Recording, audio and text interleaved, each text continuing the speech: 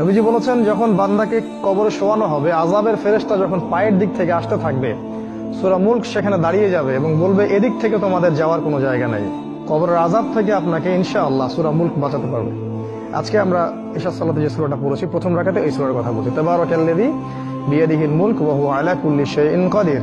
অর্থ সহ পড়লেই বুঝতে পারবেন কেন এই সূরা আপনাকে কবরের আযাব থেকে বাঁচাবে ইনশাআল্লাহ। এরপরে পড়বেন সূরা ফালাক, নাস, ইখলাস।